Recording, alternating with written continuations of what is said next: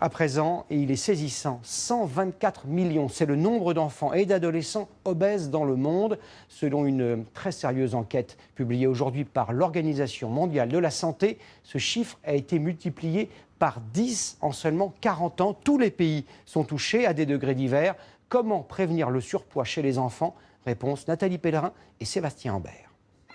Des enfants qui courent à la récréation, cela peut paraître une évidence. Mais il y a 10 ans dans cette école, ils étaient moins actifs. L'établissement a mis en place un programme pour les faire bouger plus, rééquilibrer les menus et le résultat est surprenant. Alors sur la tranche d'âge des CE1, CM1, on avait mesuré peser les enfants en 2007, on était à 18% de surpoids et d'obésité. On a refait ce contrôle en 2015, on était à 10%. On peut parler de bons résultats. 2 fois moins d'enfants en surpoids. Et cette expérience est menée dans 250 communes. Bouger plus et manger moins, de bonnes habitudes parfois vite perdues à l'adolescence. Je mange du McDo, beaucoup de McDo. Des menus, plein de choses. Mais tant que ça remplit bien l'estomac, c'est bon en fait.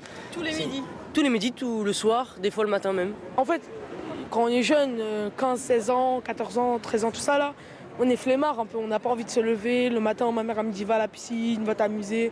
Pendant les vacances, moi je fais que dormir. L'obésité n'augmente plus en France, mais ce pédiatre appelle les parents à ne pas relâcher la vigilance, surtout avec les tout-petits. Beaucoup de parents sont totalement dans l'ignorance. Quand leur enfant est tout petit, ils sont très exigeants, ils veulent une nourriture bio, ils ne veulent pas dépasser une certaine quantité. Puis quand leur enfant a passé l'âge de 1 ou 2 ans, on lui introduit facilement, pourquoi pas de la charcuterie, des frites. Les enfants passent beaucoup trop vite à une nourriture adulte. Concernant l'obésité infantile, la France est plutôt bonne élève. On compte 2 fois moins d'enfants en surpoids qu'en Grèce et 3 fois moins qu'aux États-Unis.